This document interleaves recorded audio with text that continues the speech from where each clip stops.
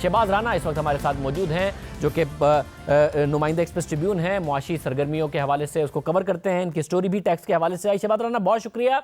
शहबाज, एक तरफ नजर आ रहा है कि जो स्टॉक मार्केट में भी लिस्टेड कंपनीज हैं, मुख्तलिफ सेक्टर्स हैं, उसमें तकरीबन 4.5% की उनकी आमदनी में कमी आई है। लार्ज स्केल मैन्युफैक्चरिंग देखें, उसमें स्टेट बैंक के अपने डेटा के मुताबिक कमी आ रही है लार्ज स्केल मैन्युफैक्चरिंग में, और वो उस कमी का सिलसिला बरकरार है। दूसरी तरफ फाइलर्स में तेजी से इजाफा हो रहा है। तो ये समझा जाए कि 5,500 अरब हुकूमत जमा कर सकती है अगर मुख्तलिफ लिस्टेड कंपनीज की आमदनियों में, जो कि टैक्स में कंट्रीब्यूट करती हैं, कमी आ भी रही है। लार्ज स्केल मैन्युफैक्चरिंग में इस वक्त नेगेटिव ट्रेंड है, उसके बावजूद नए एवेन्यूज से हुकूमत 5,500 अरब रुपए जमा कर जाएगी, मजबूत हुआ जाए।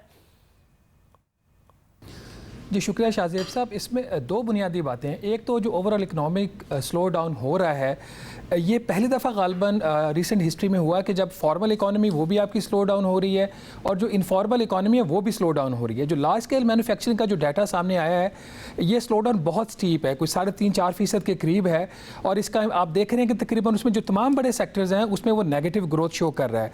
तो जैसा कि आपने सही कहा, जो लार्ज स्केल मैन्युफैक्चरिंग है, इसका ओवरऑल जो मैन्युफैक्चरिंग सेक्टर होता है उसका ये तकरीबन 10 से 11% होता है। तो ये इकॉनमी का जो साइज़ है उसका जो 10 to 11% ऑफ GDP है वो लार्ज स्केल मैन्युफैक्चरिंग है। तो इसका एक बहुत बड़ा कंट्रीब्यूशन है। तो अगर इसमें स्लो डाउन हो रहा है तो आपके रेवेन्यूज़ को भी ये अफेक्ट करेगा। एक चीज़ आपने पिछले दिनों में देखी होगी कि जो बड़ी हमारे जो कार असेंबलर्स थे वो भी अपने जो प्लांट्स हैं प्रोडक्शन की, उसमें वो कुछ दिनों की वो उसमें प्लांट्स को बंद कर रहे हैं। तो ये भी पहली दफ़ा हो रहा है। तो एक स्लो डाउन इकॉनमी के अंदर है जिसके बहुत सारे फैक्टर्स हैं हुकूमत। और ये जो स्लो डाउन हो रहा है इसको ये एक डेलिब्रेट पॉलिसी के तहत किया जा रहा है। जो IMF की डील है उसका मकसद ये है कि जो एक आपकी जो तरक्की का एक रफ्तार थी पिछली हुकूमत में, जो 5.8% के करीब थी, उसको स्लो डाउन करना है ताकि जो आपका बजट डेफिसिट था वो बहुत बढ़ गया था और जो करंट अकाउंट डेफिसिट था वो भी, ये दोनों ऐसी चीज़ें थी, इनको दुरुस्त करने के लिए इकॉनमी को स्लो किया जा रहा है। अब बात आ जाती है इसकी इम्प्लीकेशन की।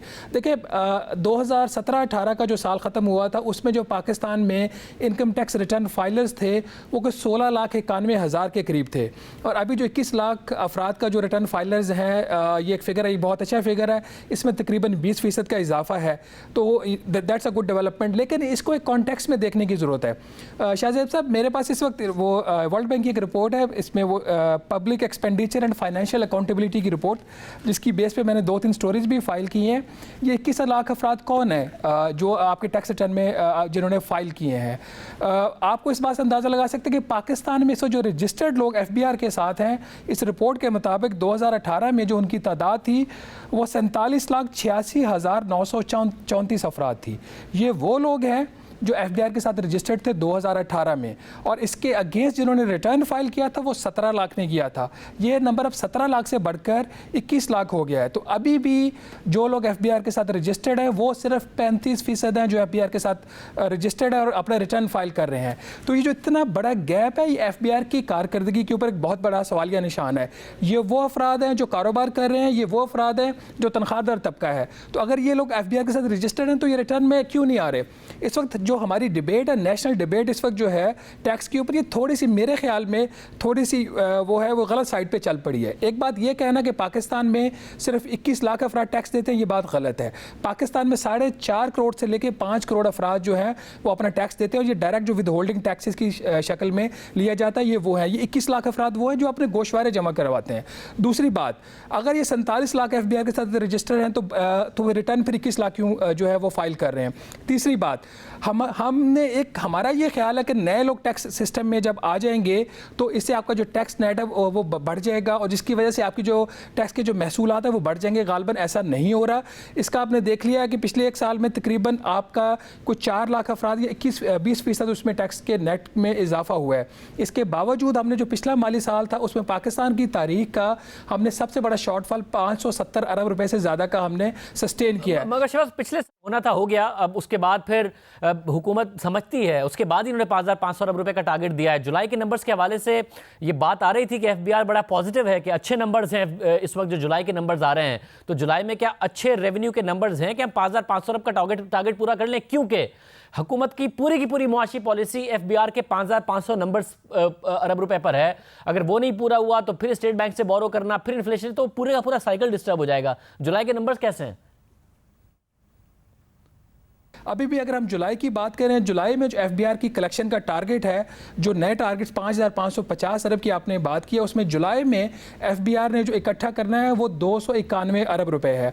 25 जुलाई तक का मैं फिगर आपको बता रहा हूँ। 25 जुलाई तक जो रिकनसाइल फिगर है वो अभी तक जो कलेक्शन है वो 195 अरब रुपए है। इसका मतलब है जो बाकी 6 दिन है इस महीने के, जिसमें 2 छुट्टियां भी हैं, तो FBR को मजीद तकरीबन 100 अरब रुपए इकट्ठा करना है। वो मुझे नहीं लगता ये इकट्ठा कर सकेंगे, तो आई एम फोरसीइंग कि ये तकरीबन 40 बिलियन प्लस का ये शॉर्टफॉल हमें जुलाई में ही शायद मिल जाए।